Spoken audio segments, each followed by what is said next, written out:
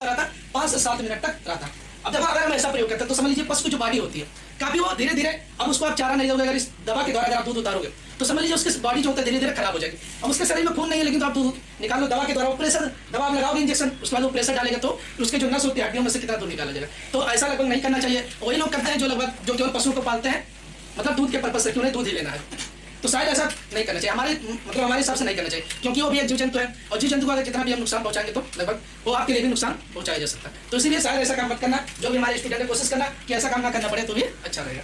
तो ये हो गया, मतलब ये हमारे दवा अगर किसी कारण जैसे ही होता कि बच्चा मर गया, किसी पशु का क्या हो गया, बच्चा मर गया, वो दूध उससे नहीं उतर, तो इसका प्रयोग करते हैं लोग। जैसे पशु जो बच्चा दिया उसके बाद बच्चा देने के बाद बच्चा उसके चाचे या तुरंत मर गया, किसी कारण से नहीं हो पाता, तो क्या होता है इसी दवा का प्रयोग किया जाता है दूध उतारने के लिए।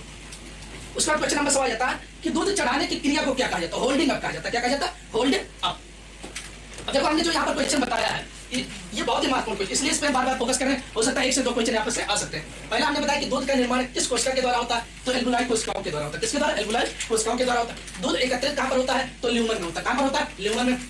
दूध उतारने की क्रिया को क्या कहा जाता है? लेट डाउन, मतलब नीचे डाउन किया जाता है। समझ लो अगर कंफ्यूजन होता है तो डाउन मतलब नीचे की तरफ निकाला जाता है। उसका क्वेश्चन नंबर 99 आ जाता है कि लेट डाउन क्रिया या दूध उतारने के लिए किस हार्मोन का प्रयोग किया जाता है? तो ऑक्सीटोसिन का प्रभाव कितने समय तक रहता है? तो 5 से 7 मिनट तक रहता है। कितने मिनट तक रहता है? 5 से 7 मिनट तक। पशु की अगर हम ये इंजेक्शन लगा देंगे तो 5 से 7 मिनट के अंदर अगर हम दूध निकालेंगे तो इसका प्रभाव केवल 5 से 7 मिनट तक ही रहेगा। उसके बाद हमने बताया कि दूध सिरा में क्या बात है? तो रक्त बात है। ये भी क्वेश्चन रिपीटेड है, इसीलिए इसको आप अलग से नोट कर लीजिएगा कि दूध सिरा में क्या बात, दूध सिरा में बात है तो रक्त। उसके बाद बताया कि दूध चढ़ाने की क्रिया को क्या कहा जाता है? होल्डिंग अप कहा जाता है। क्या कहा जाता है? Holding up. अब हम आगे देखते हैं।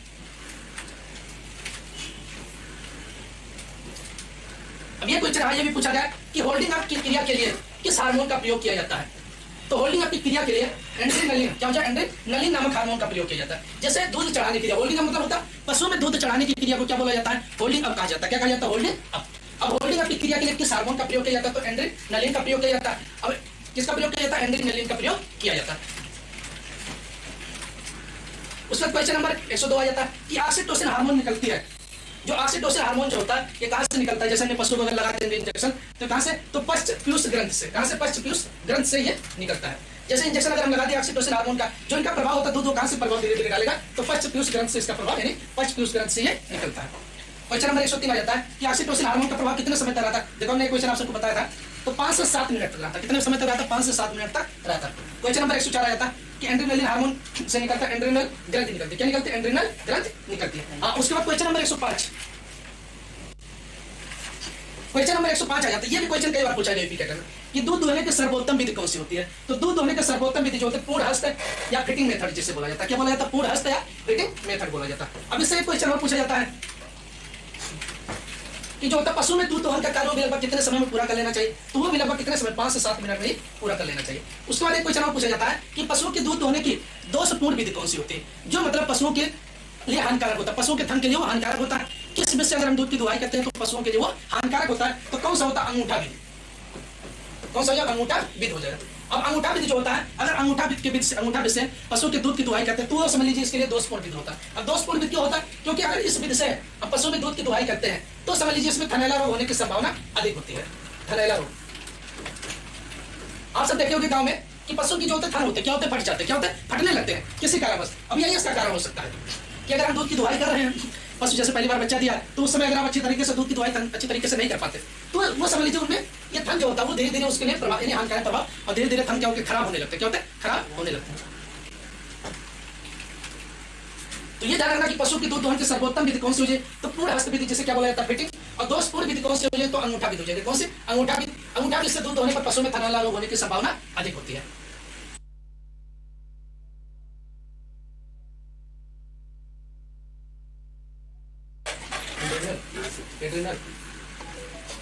सही है।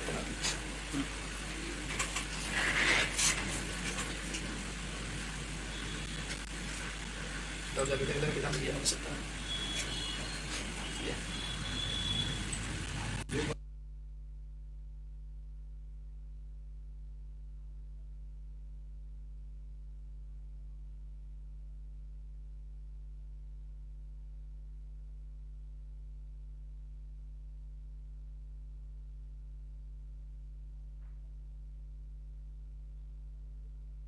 हमारा दिया है एंड्रेनल एड्रेनलिन हार्मोन निकलता है एड्रिनल ग्रंथ से निकलता है। किससे निकलता है? एड्रिनल ग्रंथ से निकलता है।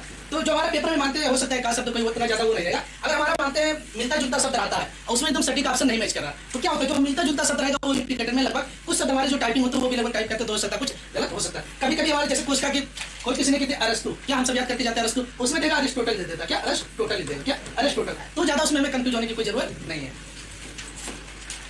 तो हमने तो नहीं, उसके बाद अगला क्वेश्चन देखते हैं आगे।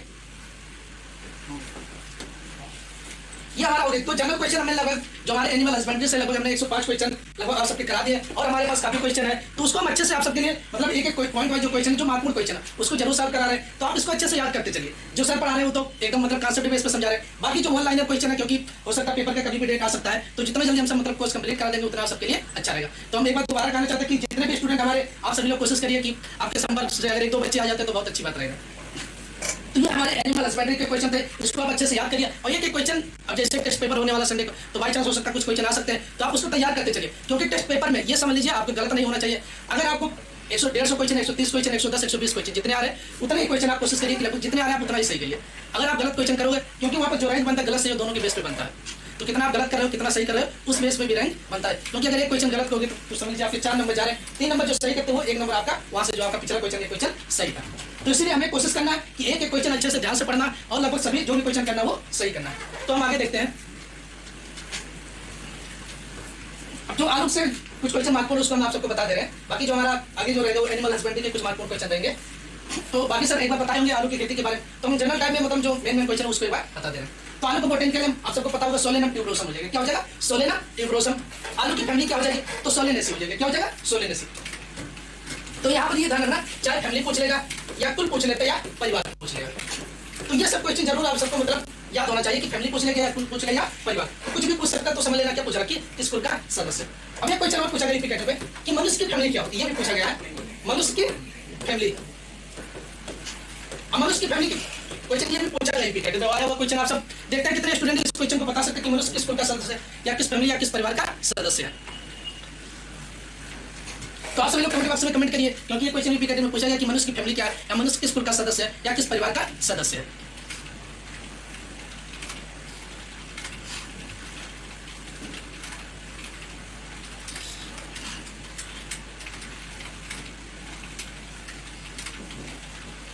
उसके बाद इसमें गुणसूत्र की संख्या, आलू में गुणसूत्र की संख्या कितनी होती है? 48 यानी 48 होता। तो आलू में 2n इक्वल टू कितना होता है? 48 यानी 48 हो जाए। उसके बाद आ जाता है question number 4।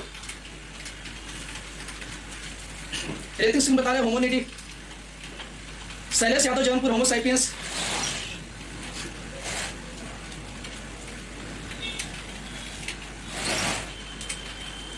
Alok Kumar होमोसाइपियंस, Atul Kumar Prajapati Mammalia,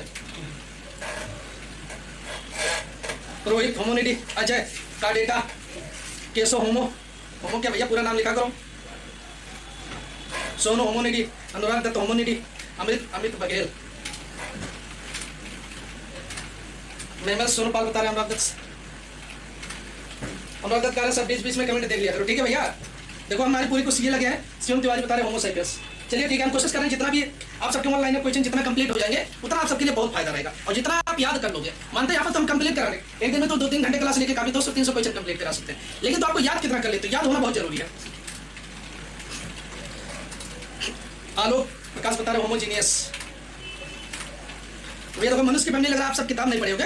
किताब आप जोलॉजी की जब किताब उठाओगे तो जहाँ पर लास्ट में 200-250 क्वेश्चन दिए हैं, शुरुआत में देखोगे पहला जो चैप्टर है पहला जिसमें ऑब्जेक्टिव क्वेश्चन स्टार्ट हुआ है वहाँ पर मनुष्य की फैमिली दिया है। तो आप सब किताब एक बार जरूर देख लेना, फिर भी हम बता देते हैं। वहाँ पर दिया कि मनुष्य की फैमिली क्या होती है। कुछ स्टूडेंट का सही है, तो मनुष्य की जो फैमिली होती है होमोनिडी होती है। क्या होती है? होमोनिडी। ये क्वेश्चन ध्यान रखना कि मनुष्य की जो फैमिली आपको होता है, हाँ मनुष्य का जोलॉजिकल नेम होता है होमोसैपियंस। क्या होता है भैया? Zoological name Homo sapiens. तो मनुष्य की जो फैमिली हो जाएगा होमोनिडी हो जाएगी। क्या हो जाएगा? होमोनिडी। अच्छा एक क्वेश्चन और पूछा गया तो पैटर्न में बताइए कि रक्त समूह की खोज किसने की? रक्त समूह की खोज नरेंद्र बघेल बता रहे सर मेरा नाम कट रहा क्या?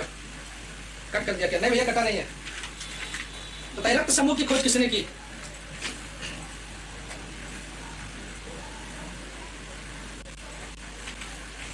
चलिए बहुत अच्छी बात है भैया, आप नोट कर रहे हैं। महेंद्र निषाद बहुत अच्छी बात है, आप नोट्स भी भेज रहे हैं।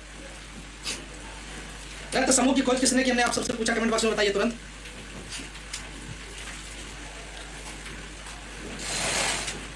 कार्ल लैंड स्टीनर सही, काफी स्टूडेंट का सही है कि रक्त समूह की खोज किसने की? Karl Landsteiner. और रक्त परिसंचरण तंत्र की खोज किसने की? इसका भी आप आंसर बताइए।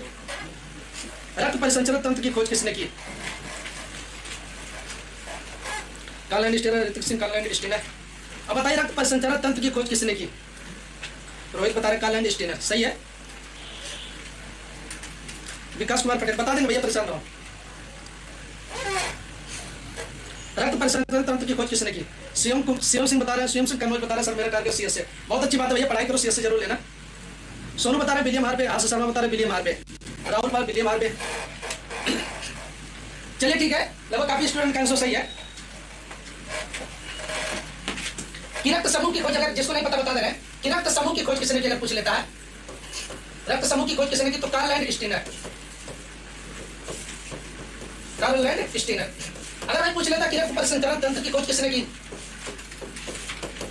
रक्त परिसंचरण तंत्र, तो रक्त परिसंचरण तंत्र की खोज किसने की, तो विलियम हार्वे। किसने किया था? William Harvey. अच्छा एक क्वेश्चन और बताने की कैटेगरी में पूछा गया कि सामान्य मनुष्य के शरीर में कितने लीटर रक्त या खून पाए जाते हैं? यानी जो नॉर्मल मनुष्य होता है उनके शरीर में कितने लीटर खून पाए जाते हैं? चलिए बताइए, भी क्वेश्चन आया रिपीट कैटेगरी में, सामान्य मनुष्य के शरीर में कितने लीटर रक्त या खून पाए जाते हैं? अमन प्रताप सिंह बता रहे विलियम हार्वे सही, आप सभी का आंसर। सामान्य मनुष्य के शरीर में कितने लीटर रक्त या खून पाए जाते हैं?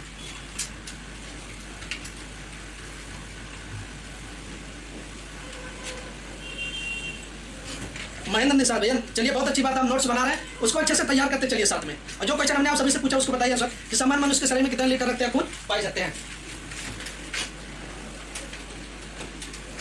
ये सब जनरल क्वेश्चन है, लेकिन तो यूपी कैटेगरी में यही सब जनरल क्वेश्चन पूछे जाते हैं। एक सामान्य मनुष्य के शरीर में कितने लीटर रक्त या खून पाए जाते हैं? किसी कमेंट नहीं आ रहा?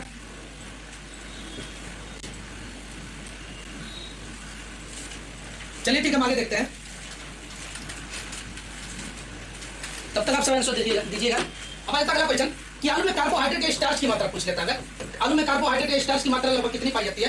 तो हमने एक बार आपको बताया था 18 से लगभग 22% होता है। कितना होता है? 18 से 22%। तो अभी हमने बताया आलू का बोटेनिकल सोलेनम ट्यूबरोसम, फैमिली हो जाएगा सोलेनेसी, उत्पत्ति स्थान साउथ अमेरिका, पेरू हो जाएगा। 12 बराबर एक क्रोमोसोम नंबर या गुणसूत्र की संख्या कितनी होती है? तो 48 हो जाएगा। अब आलू में कार्बोहाइड्रेट या स्टार्च की मात्रा अगर पूछ लेगा तो 18 से 22% होता है। कितना होता है? 18 से 22%।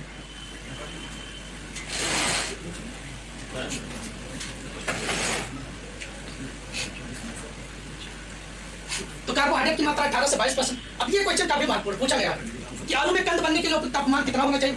तो 17 से 20 डिग्री सेंटीग्रेड होना चाहिए। कितना होना चाहिए? 17 से 20 डिग्री सेंटीग्रेड होना चाहिए। यानी optimum temperature for tuber formation in potato.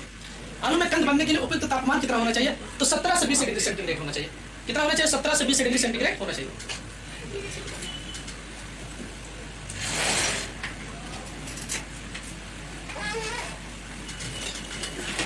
तो ये हो गया, ये क्वेश्चन आया है तो इसको ध्यान रखना। आलू की खेती के लिए जो कौन सी भूमि होती है?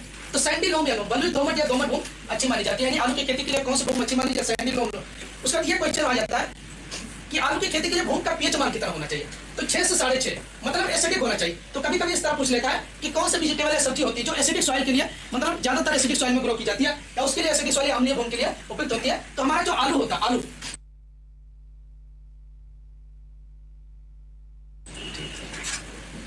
और देखो इसको नोट करते चलो, क्योंकि जो क्वेश्चन बताया जा रहा है आप सबको इसको नोट करते चलो, ठीक है? एक एक क्वेश्चन। तो आलू के लिए जो हमने आपको भूमि का पीएच मान होना चाहिए, मतलब इसके लिए एसिडिक सॉइल होना चाहिए। जैसे आलू हो गया, टी हो गया, चाय, ये सभी के लिए कैसे सॉइल होना चाहिए? एसिडिक सॉइल होना चाहिए, यानी अम्लीय भूमि होना चाहिए। अब हम आगे देखते हैं अगला क्वेश्चन। अब देखिए आगे वैरायटी या प्रजातियां। तो यहाँ पर यह समझ लेना कि जिस भी प्रजाति में कुफरी लगा है, तो पहला पॉइंट ये रहेगा कि जिस भी प्रजाति में कुफरी लगा वो समझ लेना आलू की वैरायटी है। किसकी प्रजाति? आलू की प्रजाति। लेकिन तो जो हमारे पेपर में पूछा जाता है वहां पर कुफरी ये नहीं पूछेगा कि कुफरी सूर्या, कुफरी अशोका या कुफरी बाग, कुफरी पुरा या कुफरी मोती या कुफरी रंका, ये किसकी वैरायटी है? वहां पर इस तरह पूछेगा कि आलू की निम्न में से कौन सी अगेती प्रजाति है, या कौन सी पछेती प्रजाति, और कौन सी मध्यम प्रजाति। इसी तरह हमारे कंपटीशन हुए, क्योंकि यहाँ पर सबको पता है कि कुफरी जिसमें लगा वो आलू की वैरायटी, किसमें? यानी आलू की प्रजाति। लेकिन तो हमें यहाँ पर ये याद करना जरूरी है कि आलू की कौन सी अगेती प्रजाति है, कौन सी मध्यम प्रजाति है, कौन सी पछेती प्रजाति है। तो पहला हमारा आलू की अगेती प्रजाति कुफरी सूर्या, कुफरी अशोका, कुफरी बहार, कुफरी अलंकार, कुफरी मोती हो जाएगा, कुफरी नौतला, कुफरी पुखराज। तो इन सबके बारे में ऐसे बता दिए। तो मेन वैरायटी आप याद रखना जैसे कुफरी पुखराज ये पूछा जा सकता है, कुफरी अलंकार ये महत्वपूर्ण बन जाता है, कुफरी अशोका और कुफरी बाहर, ये सब वैरायटी जो महत्वपूर्ण उसको आप जरूर याद होना चाहिए कि कुफरी अलंकार आलू की अगेती पे जाते हैं, कुफरी पुखराज ये भी आलू की अगेती पे जाते हैं, कुफरी बाहर और कुफरी अशोका ये सब आलू की अगेती पे। उसके बाद आता आलू की मध्य प्रजातियां कौन कौन सी होती है, तो कुफरी आनंद, कुफरी बादशाह, कुफरी शीतमान, कुफरी चमत्कार, कुफरी कुंदन, कुफरी नवजोत, उसके बाद चिपसोना 1 2 3 और हिमसोना। तो ये मध्यम प्रजाति में कौन कौन से महत्वपूर्ण है, तो हमारे कुफरी आनंद हो जाएगा, कुफरी बादशाह और कुफरी शीतमान और कुफरी चमत्कार और कुफरी नवजोत। तो ये मध्यम प्रजाति जो इसमें मैंने मेन में बता रहे अंडरलाइन कर रहे हैं उसको तो जरूर याद होना चाहिए कि कुफरी आनंद, कुफरी बादशाह ये मध्यम प्रजाति है, कुफरी शीतमान, कुफरी चमत्कार और कुफरी नवजोत। और जो चिपसोना 1 2 3 दिया है ये आलू की चिप्स बनाने वाली प्रजाति, कौन सी चिप्स बनाने वाली प्रजाति है, तो इसको आप ध्यान रखना। ये भी पूछा जाता है कि आलू की चिप्स बनाने वाली प्रजाति कौन सी होती है, तो कुफरी चिप्सोना 1 2 और 3, तो कुफरी चिप्सोना 1, कुफरी चिप्सोना 2 और कुफरी चिप्सोना 3 ये सब आलू की चिप्स बनाने वाली प्रजाति है। अब हम आगे देखते हैं,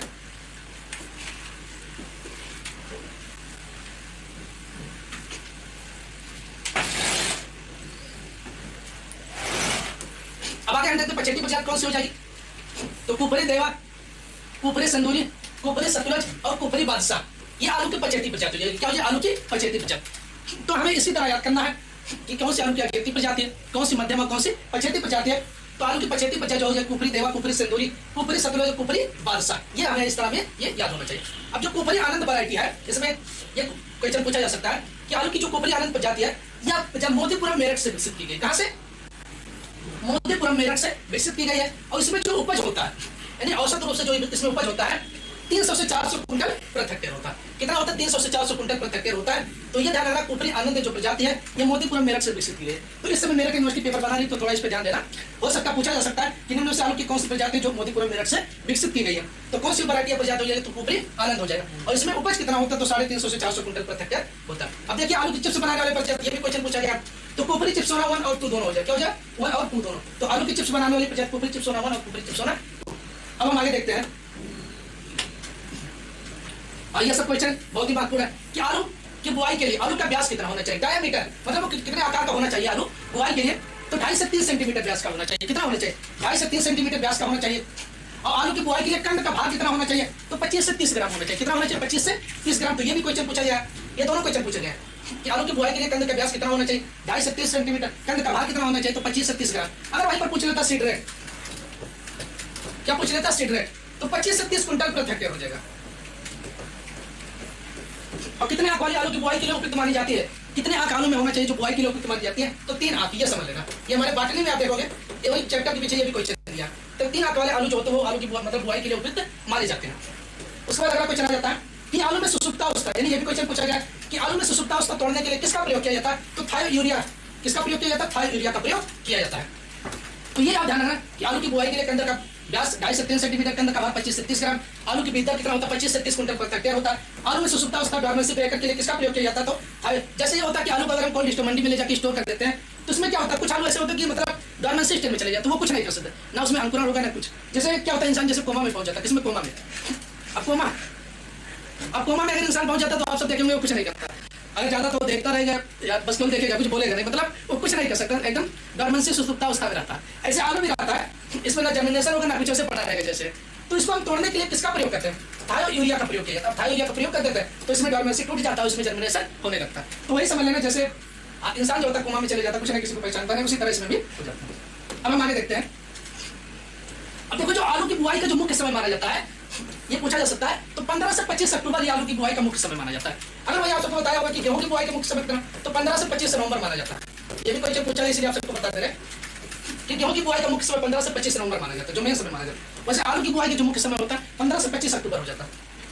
अब देखो यहाँ पर C3 और C4 पौधा C3 दिया, तो आलू क्या है, C3 पौधा क्या है, C3। अब देखो C3 और C4 में एक आप सबको डिफरेंट बता दे रहे हैं, कभी कभी बाई चांस कॉमन रूप से पौधा देखकर भी बता सकते हैं कि C3 और C4 में क्या अंतर होता है, जो मार्फोलॉजी मतलब बाहरी संरचना हम देखकर बता सकते हैं कि C3 हुए पौधे होते हैं जिनकी पत्तियां पतली होती हैं।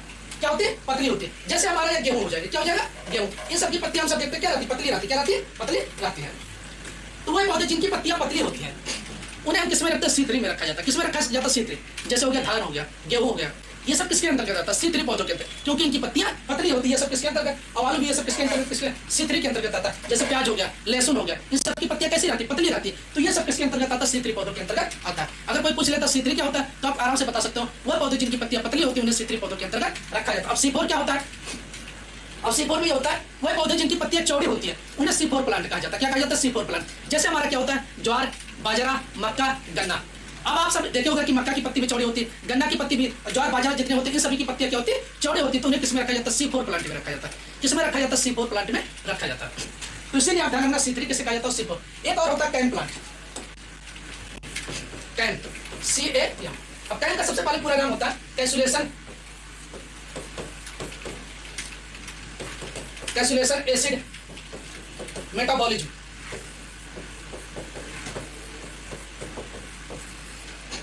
तो कैन को जिसका नाम पता नहीं होगा ये याद रखना, पौधों से 3 प्रकार के होते हैं, C3, C4 और कैन प्लांट। क्या हो जाएगा? C3, C4 और कैन प्लांट। कैन प्लांट का पूरा नाम हो जाएगा कैंसुलेशन एसिड मेटाबॉलिज्म। क्या हो जाएगा? कैंसुलेशन एसिड मेटा। अब इसमें ये लक्षण होता है कि इनके जो स्टोमेटा होते हैं, क्या होते हैं? स्टोमेटा। इनको जो स्टोमेटा होते हैं ये रात में खुलते हैं, तो ये इसमें पूछा जाता है। तो कैन प्लांट जो होते हैं इनके स्टोमेटा क्या होते हैं? रात में खुलते हैं और ये पानी का अवशोषण सबसे अधिक करते हैं, सबसे अधिक पानी का अवशोषण करते हैं।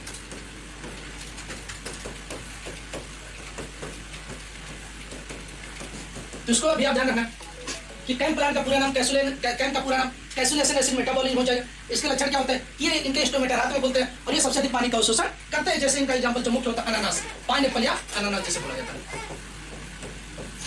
क्या हो पाइनएप्पल या अनानास। तो हमें केवल इतना ध्यान रखना, हमारे कंपटीशन में बहुत ज्यादा पूछा जा सकता है। तो कैन प्लांट के उदाहरण या इस तरह पूछा किसके स्टोमेटा रात में खुलते हैं, कौन सा पानी का अवशोषण ज्यादा करता है, तो कैन प्लांट कैंसुलेशन एसिड मेटाबॉलिज्म। अब हम आगे देखते हैं क्वेश्चन नंबर 20। सब्जियों का राजा किसे कहा जाता है? आप सबको पता होगा, आलू को कहा जाता है। और सब्जियों की रानी किसे कहा जाता है? तो भिंडी को कहा जाता है। किसे? भिंडी को कहा जाता है। जैसे बोला जाता है ओकरा भी बोला जाता है, लेडी फिंगर भी कहा जाता है। उत्पत्ति स्थान क्या हो जाएगा? अफ्रीका हो जाएगा। भिंडी किस कुल से संबंधित है? तो मालवेसी हो जाएगा। ग्रीष्मकालीन भिंडी की वृद्धि 18 से 20 किलोग्राम होता है। वर्षा ऋतु में जो होता है रेनी सीजन में भिंडी की वृद्धि 10 से 12 किलोग्राम होता है। भिंडी की जो सबसे मुख्य बीमारी होती है एलोमोजेक वायरस, पीला सिरा मोजेक रोग, जो किसके द्वारा होता है? वायरस द्वारा होता है। तो सब्जियों का राजा आलू, सब्जियों की रानी किसे कहा जाता है? भिंडी, जिसे ओकरा और लेडी फिंगर भी कहा जाता है। आलू का खाने वाला भाग क्या होता है? ट्यूबर या कंद होता है। क्या होता है? ट्यूबर या कंद। अब एक क्वेश्चन ये आप सबके लिए हो जाता है TPS, जिसे बोला जाता है ट्रू पोटैटो सीड। क्या बोला जाता है? True potato seed. तो सबसे पहले हमें TPS का पूरा नाम ट्रू पोटैटो सीड, क्या भैया रहेगा? पोटैटो, ट्रू पोटैटो सीड, जिसे बोला जाता है सत्य आलू की बीज। क्या बोला जाता है? सत्य आलू की बीज। अब इसको किसने विकसित किया था? तो डॉक्टर रामानुजन ने विकसित किया। डॉक्टर रामानुजन डॉक्टर रामानुजन ने इसको विकसित किया था। तो TPS का पूरा नाम ट्रू पोटैटो सीड किसने विकसित किया था? तो डॉक्टर रामानुजन। अब हम आगे देखते हैं। अब देखो TPS जिससे जो आलू की वृद्धि दर होती है वो 100 से 150 ग्राम प्रति हेक्टेयर होता है। क्या होता है? 100 से 150 ग्राम प्रति हेक्टेयर होता है। ये जो हमारा आलू है इसकी जो खेती की जाती है, नर्सरी डाली जाती है, उसका साउथ इंडिया में ये जो होता है, इस विधि से अगर हम साउथ इंडिया में, दक्षिण भारत में खेती करते हैं तो वो सक्सेसफुल। उत्तर भारत में इस तरह इसकी खेती नहीं की जा सकती। आलू उत्तर भारत में जो आलू सक्सेस है वो ट्यूबर या कंद के द्वारा, बुआई के द्वारा ही आलू में यानी आलू की खेती की जाती है। तो अगर पूछा जा सकता है तो TPS का पूरा नाम ट्रू पोटैटो सीड किसने विकसित किया? तो डॉक्टर रामानुजन। TPS में से आलू की वृद्धि कितनी होती है? तो 100 से 150 ग्राम प्रति हेक्टेयर होता है। उसका डाला जाता है seed plant technique. Seed plant technique, seed plant technique. अब इसको किसने विकसित किया था? तो डॉक्टर पुष्कर नाथ ने विकसित किया था। किसने? डॉक्टर पुष्कर नाथ ने विकसित किया। कब विकसित किया था? 1967 में। तो इसको आप ये जरूर ध्यान रखना कि SPT का पूरा नाम सीड प्लांट टेक्निक हो जाएगा। क्या हो जाएगा? सीड प्लांट टेक्निक हो जाएगा। किसने विकसित किया था? तो डॉक्टर पुष्कर नाथ। अब इसमें यह होता है कि अगर इस विधि से पौधा तैयार करते हैं, आलू के जो बीज तैयार किया जाता है, सीड तैयार किया जाता है, वो वायरस फ्री होते हैं। क्या होता है? वायरस डिजीज से फ्री होते हैं, मतलब इसमें वायरस जनित बीमारी नहीं लग सकती है। तो इसीलिए इसको आप जरूर ध्यान। अगर पूछा जा सकता है कि आलू की कौन सी बीज से जो यानी बीज तैयार किए जाते हैं वो वायरस डिजीज फ्री होते हैं, वायरस से मुक्त होते हैं, तो SPT सीड प्लांट टेक्निक के द्वारा आलू की जो भी तैयार किया जाता है वो वायरस मुक्त होते हैं। क्या होते हैं? वायरस मुक्त होते हैं। किसने विकसित किया था? तो डॉक्टर पुष्कर नाथ ने। कब? 1967 में। तुमने बता दिया TPS ट्रू पोटैटो सीड, मतलब वहां पर आलू जहां TPS लग गया ट्रू पोटैटो सीड सत्य आलू, तो समझ लेना वहां पर आलू की बीज दर पूछेगा। उसका जाता है SPT सीड प्लांट टेक्निक हो गया, तो डॉक्टर पुष्कर नाथ ने विकसित। इस से जो आलू के बीज तैयार किया जाता है वो वायरस मुक्त होते हैं, या वायरस या डिजीज जो वायरस द्वारा जो बीमारी लगती है उसमें उसका प्रकोप नहीं हो सकता। अब अगर कोई चला जाता कि आलू के फल का प्रकार क्या होता है? तो ये बेरी होता है। क्या होता है? बेरी होता है। हमने अभी आप सबको बता दिया खाने वाला भाग क्या होता है? तो ट्यूबर या कंद। अब ये भी क्वेश्चन पूछा गया है कि आलू में हरे रंग का कारण क्या होता है? देखिए कि आलू का जो आलू कंद होता है वो जमीन से ऊपर आ जाता है, तो सनलाइट के कारण उसमें जो टॉक्सिन एपिसेला निकलता है सनलाइट, वो सोलेनिन के कारण होता है। तो आलू में हरा रंग किसके कारण होता है? तो सोलेनिन के कारण होता है। क्वेश्चन नंबर 28 आ जाता है कि आलू में खरपतवार के नियंत्रण के लिए किसका प्रयोग किया जाता है? तो लासो का प्रयोग किया जाता है। किसका? किस हेर्बिसाइड का प्रयोग किया जाता है? लासो। 4 से 5 लीटर प्रति नमक करके हम लासो का प्रयोग करते हैं। तो ये हमारे जो पोटैटो कल्टीवेशन था, मतलब एक दो बार तो बहुत अच्छी तरह, अब हमें लगता है इससे भी क्वेश्चन गलत नहीं होना चाहिए, क्योंकि इसको एविडेंस ने बताया और हमने भी एक दो बार बता दिया है।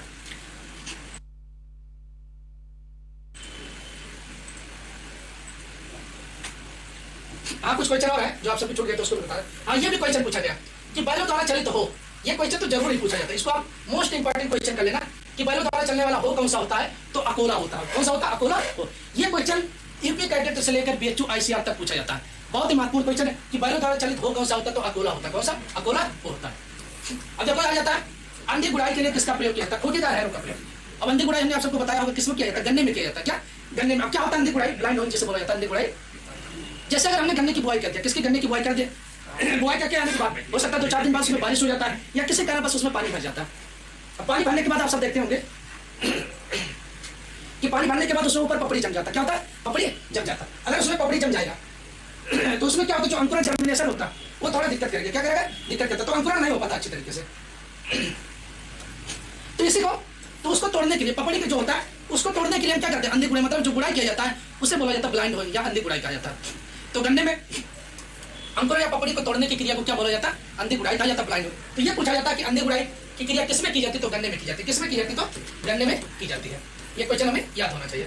अंधी गुड़ाई के लिए किस यंत्र का प्रयोग किया जाता है? तो खूंटीदार हैरों का प्रयोग किया जाता है। अब अगला क्वेश्चन आ जाता है, ये भी क्वेश्चन पूछा गया है कि सीड ड्रिल के द्वारा नियंत्रित होती है। अब सीड ड्रिल के द्वारा क्या किया जाता है? बुआई किया जाता है। किसके? गेहूं के बीज की बुआई किया जाता है, जिसकी बीज दर कितनी होती है? सीड ड्रिल से बीज अगर बुआई करते हैं तो गेहूं की बीज दर कितनी लगेगी? Voicemail.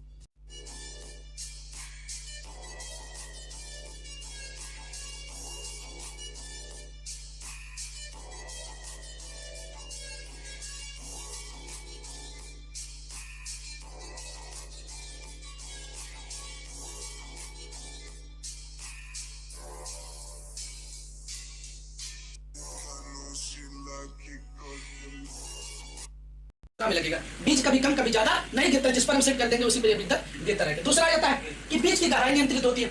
ये नहीं होता कि ज्यादा गहराई पर कम गहराई पर, जिस गहराई पर हम सेट कर देंगे 2 सेंटीमीटर 4 सेंटीमीटर 5 सेंटीमीटर, तो उससे उसी गहराई पर बीज की बुआई होती रहेगी। तीसरा आ जाता है पंक्ति से पंक्ति की दूरी नियंत्रित होगी। अगर हमने ऐसे लाइन से लाएंगे चलेगा, इसका लाइन कोई अलग यानी कम ज्यादा नहीं होगा। जितने पैसे धीरे धीरे लाइन इनकी जो रहेगी पंक्ति से पंक्ति की दूरी है निश्चित रहती। लेकिन तो अगर पूछ लेता है कि सीड ड्रिल के द्वारा नियंत्रित नहीं होती है, क्या नियंत्रित नहीं होता है? तो बीज से बीज की दूरी, बीज से बीज की दूरी, या जिसे कहा जाता है पौध से पौध की दूरी, पौध से पौध, ये नियंत्रित नहीं होता। यानी पौध कभी पास हो सकते हैं और कभी थोड़ा दूर हो सकते हैं। तो हम तो देखो पढ़े रहते हैं, यही पढ़े रहते हैं कि बीज सीड ड्रिल के द्वारा क्या नियंत्रित होता है। अब अगर पूछ लेता है कि सीड ड्रिल के द्वारा नियंत्रित नहीं होता है तो क्या नियंत्रित नहीं होता? बीज से बीज की दूरी या पौध से पौध की दूरी ये नियंत्रित नहीं होती है। तो बहुत बच्चे यही पढ़ के जाते हैं और जल्दबाजी में ये क्वेश्चन गलत कराएंगे और कहेंगे कि हमने 180 क्वेश्चन किया था और आप 180 किया हो, ऐसा क्वेश्चन आप 10 क्वेश्चन गलत किया हो, इसके पहले भी आप 20 क्वेश्चन गलत करके आओ, तो आपके कितने क्वेश्चन हो गए? 130 क्वेश्चन। और कहोगे 180 हमने किया था, आपके 30 गलत हो गए, तो कहोगे सर मेरा रैंक इतना क्यों चला गया? वही बात होता है कि अब जल्दबाजी में कभी भी, मतलब जल्दबाजी में क्वेश्चन मत करना, आसानी से 3 घंटे का आपके पास समय, एक कोई क्वेश्चन अच्छे से करो। तो ऐसे ऐसे क्वेश्चन गलत हो जाते हैं। आप 5 क्वेश्चन छोड़ दो वो सही है, लेकिन तो आप गलत क्वेश्चन मत करके आओ। कभी कभी ये होता है कि जो बच्चा 130 क्वेश्चन करके आता है उसकी अच्छी रैंक आ जाती है, और जो बच्चा 170 क्वेश्चन करके आता है उसका बहुत रैंक भाग जाता है, 5,000 6,000 भाग जाता है। तो दिक्कत क्या होती है कि यही क्वेश्चन कि आप क्वेश्चन कहोगे हमारा ज्यादा ज्यादा 10 गलत होगा, और 10 गलत करने के बजाय आपका 30 क्वेश्चन गलत हो जाते हैं 40। तो माइनस मार्किंग में सबसे जो मेन फैक्ट होता है कि कितना आप, मतलब कितना आप सही करके आ रहे हो, कितना कम गलत करके आ रहे हो, ये दोनों बहुत चीज मायने रखता है। तो आप सभी स्टूडेंट, मतलब आप सब माइनस मार्किंग जो भी स्टूडेंट पहली बार हो सकता है पेपर देने जा रहे हो, तो negative marking minus marking UP cadet में जरूर है। तो इतना आप इसको जरूर ध्यान रखना कि जितने आपको क्वेश्चन आते हैं राइट क्वेश्चन करके आना। आप 5 क्वेश्चन आपके बगल वाला कितना कर रहा है आप नहीं मायने रखता, आप कितना वहाँ पर सही करके आ रहे हो, आगे पीछे वाला कभी नहीं ध्यान देना चाहिए। पता लगे वो क्वेश्चन किया 150 और बता रहा 200 किया, तो कहोगे इसको तो 200 आ रहा, हमने 200 नहीं मार के आए, लो हम भी लगा देते हैं, एक बार और चलते हैं। एक बार और चलोगे तो पता लगे आपके 30 क्वेश्चन और गलत हो गए, लो 1 शिफ्ट और मारते हैं, 2 शिफ्ट मार चुके एक बार और मारते हैं। तो भैया इसी चक्कर में रैंक भाग जाती है बहुत ज्यादा, फिर कितना शिफ्ट रैंक आगे जाएगी तुम्हें भी नहीं पता रहेगा, और जो काफी चक्करेगा वो तो इसीलिए इस बात को आप जरूर ध्यान रखना कि अगर आप पेपर देने जा रहे हो आसानी से कभी डिप्रेशन में नहीं, आराम से मस्ती के साथ जाओ, आराम से देखे आओ पेपर, कोई दिक्कत नहीं। नॉर्मल से जितना क्वेश्चन आता है ऐसो क्वेश्चन पे जो हमारा ऐसो सीट मिलता है उसको अच्छे से पारो, कोई भी चीज एक चीज आप पूछ के बारो नहीं आता। और कभी और ये भी ध्यान रखना जब आप पेपर देने जाना कभी ये मत लेके जाना कि लो ब्लड एक क्वेश्चन गलत हो गया, दूसरे का दूसरे में बोला हो गया तो उसको आराम से खुर्च रहेंगे। तो कभी वहां पर ब्लड या उंगली का प्रयोग मत करना, क्योंकि अगर आप जैसे खुर्चोगे, अगर या व्हाइटनर लगाओगे तो तुम्हारी लाइफ में भी एक व्हाइटनर लग जाएगा तुरंत। तो इसलिए ना व्हाइटनर लगाना है सीट में, ना उसको खुर्चना है कि वहां पर ब्लड लेके गए, लाओ एक क्वेश्चन दूसरे में भर गया तो उसको आप खुर्च के अलग करें। तो ये सब नहीं करना, मानते एक क्वेश्चन गलती से भर गया तो उसको छोड़ देना, कुछ नहीं करना है। लेकिन तो उसमें मत करना कि लाओ खुर्च के साफ कर दे, पता लगे साफ करना वहां पर होल बन जाता है। तो मतलब कुछ बातें जो गलती हो जाती है स्टूडेंट लाइफ में। तो चलिए ठीक है, आज के लिए हम इतना ही रखते हैं।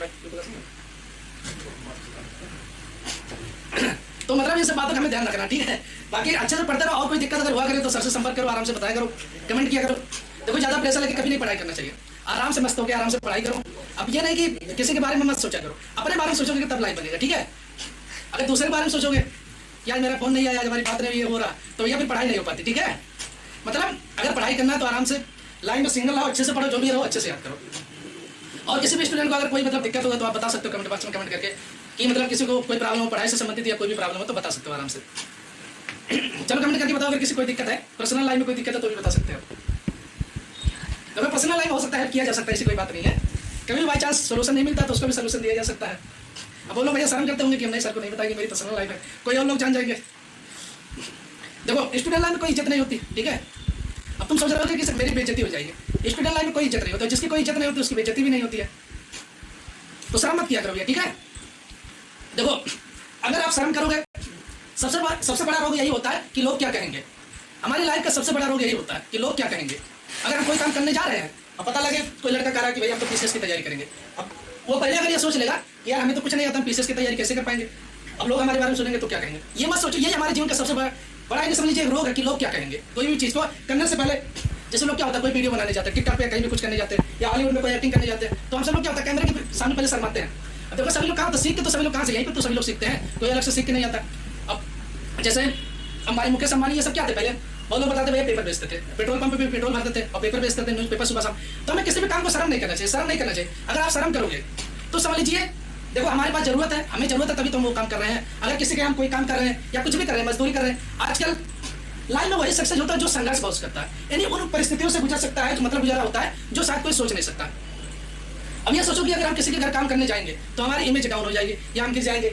देखो जिसको आगे बढ़ना है, इंसान वही आगे बढ़ता है जो झुकता है। अगर आप झुकोगे नहीं तो समझ लो टूट जाओगे। तो लाइफ में हमें अगर आगे बढ़ना है तो समझ लीजिए हमें झुकना भी सीखना होगा, झुकना हमें बहुत जरूरी है। अगर हम कहीं कोई काम कर रहे हैं, अगर हमें गलती हो गया, बाई चांस कुछ भी हो जाएगा तो उसको आसानी से स्वीकारा भी जा सकता है। कोई भी गलती होती है, अगर हमारा कोई छोटा या बड़ा है तो उससे भी हम उसको पूछ कर नॉलेज प्राप्त कर सकते हैं। तो इसलिए हमें किसी भी चीज़ में कभी शर्म नहीं करना चाहिए। पढ़ाई करो अच्छे से, दिन रात लगे रहो। ये नहीं है कि प्रेशर में लेके पढ़ाई करो यार ये इतना घंटा पढ़ाई कर लिया, हम इतना नहीं। तुम भी धीरे धीरे पढ़ो, एक कंटिन्यू मतलब धीरे धीरे लगातार पढ़ते रहो। हर सब्जेक्ट कोशिश करो कि कम से कम हमें आधा घंटा देना है, 30 से 40 मिनट हमें देना है। अब 30 से अब देखो जो हमारे मेजर सब्जेक्ट है, जो सब्जेक्ट हमारा वीक है, जो सब्जेक्ट हमारा वीक है सबसे ज़्यादा पहले हमें उस पर फोकस करना है। अब मान लेते हैं हमारा जैसे मैथ हो गया, फिजिक्स हो गया, केमिस्ट्री हो गया, जोलॉजी बॉटनी हो गया। ये मान लेते हैं हमारे कितने क्वेश्चन, जोलॉजी बॉटनी से 50 क्वेश्चन आएंगे, मैथ से हमारे 20 क्वेश्चन आएंगे, मैथ से 20 क्वेश्चन आएंगे, फिजिक्स से 25 क्वेश्चन आएंगे और केमिस्ट्री से भी 25। ये समझ लीजिए 25, जोलॉजी पार्ट में 25, मैथ और फिजिक्स और केमिस्ट्री से 25, ये 100 हो गए। उसके बाद हमारा मैथ से कितने आएंगे 20, तो टोटल मिला के कितने हो गए 120 क्वेश्चन होंगे। अभी 120 क्वेश्चन ये हो गए और 60 क्वेश्चन हमारे किससे आता है, एग्रीकल्चर से आता है। अब एग्रीकल्चर में जैसे हमारा क्या होता है, एनिमल हस्बेंड्री से 10 क्वेश्चन, कृषि अभियंत्रण से 10 क्वेश्चन, 15 क्वेश्चन हमारा आ जाएगा हार्टिकल्चर से और 25 क्वेश्चन आ जाते हैं एग्रोनॉमी। एग्रोनॉमी जैसे हमारी जो क्रापें हैं उनसे आता है, प्लस सॉइल साइंस से भी 2-4 क्वेश्चन पूछे जा सकते हैं। जैसे किसमें कितना उर्वरक पाया जाता है, सिंगल सुपर फास्फेट में कितना क्या पाया जाता है, किसान खाद किसे कहा जाता है, या प्राथमिक खनिज के उदाहरण क्या हो जाएगा, या पेट्रोलॉजी क्या होता है, या डायफोलॉजी क्या होता है, ये सभी से क्वेश्चन पूछे जाते हैं। उसके बाद 20 क्वेश्चन हमारे आते हैं जीएस के, जनरल स्टडी जिसे बोला जाता है, सामान्य ज्ञान। और सामान्य ज्ञान का देखो कोई लिमिट नहीं होता, कहाँ से पूछा जा सकता। और मेरा शायद सामान्य ज्ञान का जो पेपर बनाता है वो लगभग हार्ड बनाता है, बाकी सब पेपर सिंपल बनाएगा। और मैथ के जो हमारे क्वेश्चन होते हैं, हमने 1-2 बार देखा है जब पेपर हुआ तो समझ लीजिए जो चैप्टर के पीछे उदाहरण है, चैप्टर से पहले जो उदाहरण क्वेश्चन दिए वही उठा के रख देता है। जैसे एक बार दिया था कि सिग्मा के सभी अक्षरों को मिलाकर कुल कितने शब्द बन सकते हैं, सिग्मा, ये क्वेश्चन पूछा था कि सिग्मा के सभी अक्षरों को मिलाकर कुल कितने शब्द बन सकते हैं। तो हमसे तो देखो आसानी से एक पता है, ऐसे 1 2 3 4 5 ये क्रम चेक है किसका, क्रम चेक। तो 5P5 ऐसे लिखे, 5P5, अब 5P5 लिखा है, इसको हम सीधे लेकर 5 वाले से घटते हुए क्रम में गुणा कर लेते हैं, घटते हुए क्रम में लिख देते 5 × 4 × 3 × 2 × 1 ऐसे कर लिए।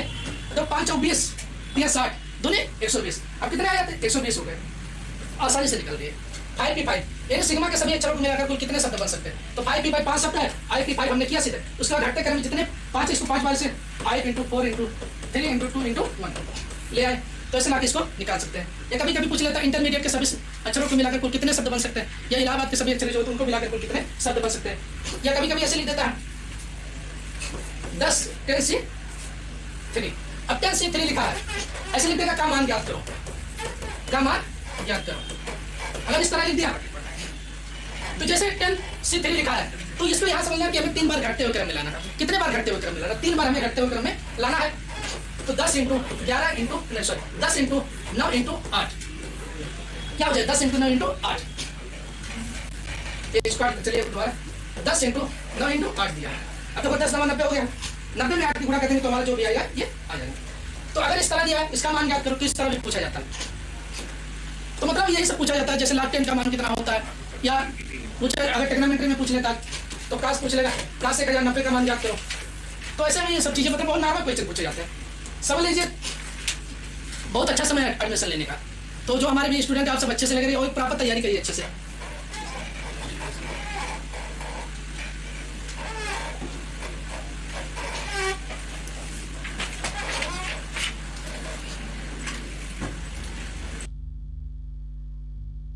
तो इसके बाद आप सबकी जो नेक्स्ट क्लास होने वाली केमिस्ट्री की क्लास होने वाली है, तो आप सभी स्टूडेंट जितना पढ़ाएगा उसको तैयार करिए अच्छे से, क्योंकि आप सबको जो संडे का टेस्ट होगा, देखो अगर आप तैयारी नहीं करोगे तो समझ लो रिजल्ट एक दिन जरूर दिखेगा। आप बेवकूफ कब तक बनाओगे? दूसरे मतलब कब तक किसी को बेवकूफ बनाओगे कि हम पढ़ रहे हैं। और रिजल्ट तो जो आएगा तो सबको दिखा देगा कि भैया हमने कितना पढ़ा है और कितने हमारे नंबर आए, कितने हमारे रैंक आए हैं। तो जो अगर हम मूर्ख बनाएंगे तो समझ लीजिए अपनी जिंदगी को ही मूर्ख बना रहे हैं, अपनी जिंदगी को ही खत्म कर रहे हैं, क्योंकि इससे अच्छा समय नहीं मिल सकता है। शायद समझ लीजिए कंपटीशन में जो चांस है बहुत कम हो गया, जो स्टूडेंट पढ़ रहा वो समझ लीजिए बहुत अच्छा रैंक ला सकता है। तो खुद का एक्सपीरियंस है, देखो समझ लो जो भी टीचर है स्टूडेंट उस चीज से गुजर चुका होता तो शायद उसको पता होता, आप सबसे बेहतरीन जानकारी होता कि हमें किस रास्ते पे चलना है और कैसे चलना है और किस अकॉर्डिंग हमें अच्छे से तैयारी करना है। तो शायद आप सबको कुछ बातें जरूर समझ में आई होंगी। हम कोशिश करेंगे कि आप सभी लोग भी कोशिश करिए कि अच्छे से अच्छी रैंक लाने की, मतलब कि तिवारी एग्रीकल्चर अकेडमी के एक बार उत्तर प्रदेश में नाम जरूर होना चाहिए। तो हमारा आप सभी स्टूडेंट से यही रिक्वेस्ट है कि आप सब अच्छे से पढ़िए, एक एक क्वेश्चन आप याद करिए, जो यहाँ पढ़ाया जा रहा है उसको पढ़िए, प्लस हर किताब दी चैप्टर के पीछे, किताब में जो हर चैप्टर के पीछे समाप्त वहाँ पर समरी कुछ क्वेश्चन दिए, जैसे हमारे फिजिक्स में कुछ महत्वपूर्ण क्वेश्चन दे दिए, केमिस्ट्री में दिए हैं जो ऑब्जेक्टिव क्वेश्चन दिए। जैसे केमिस्ट्री में आप सब देखोगे तो वहाँ पर चैप्टर के पीछे 2-4-5 क्वेश्चन दिए, बाई चांस हो सकता है 2-4 क्वेश्चन वही पूछ ले। अगर 25 क्वेश्चन पूछ रहा है, अगर वहाँ पर 5 से 7 क्वेश्चन पूछ लेगा चैप्टर के पीछे से, तो समझ लीजिए आपकी बहुत अच्छी रहे। अब हम मान लेते हैं हमने टारगेट बनाया कि हमें कम से कम नॉर्मल उससे अगर हम 10 क्वेश्चन यहाँ कर रहे हैं और 5 से 7 क्वेश्चन अगर हमारे यहाँ से हो जा रहे हैं तो हमारे कम से कम हो रहे 17 क्वेश्चन हो जा रहे हैं, और 17 से हो सकता है 20 क्वेश्चन हो जाए, और 17 से 20 क्वेश्चन करना केमिस्ट्री समझिए बहुत अच्छी बात है। और फिजिक्स में समझ लीजिए जैसा सर पढ़ा रहे हैं वैसे तो आपके पूरे चांस है कि लगभग 25 में 25 आप सभी लोग करके आएंगे। और एग्रीकल्चर और जोलॉजी डिपार्टमेंट तो आपका अच्छा होना ही होना। मतलब जीएस आप पढ़ते रहिए, कुछ करंट की चीजें भी देखते रहिए, न्यूज़पेपर आपके पास अगर हो, नहीं तो करंट का कुछ आराम से देखते रहिए कि हर महीने हो सकता है का 2 क्वेश्चन करंट से भी पूछे जा सकते हैं। तो चलिए आज इसके बाद केमिस्ट्री की जो आप सबकी क्लास होने वाली 2-4-5 मिनट में, तब तक आप पानी वानी पी के बैठ जाइए। तो आज के लिए इतना ही रखते हैं, धन्यवाद।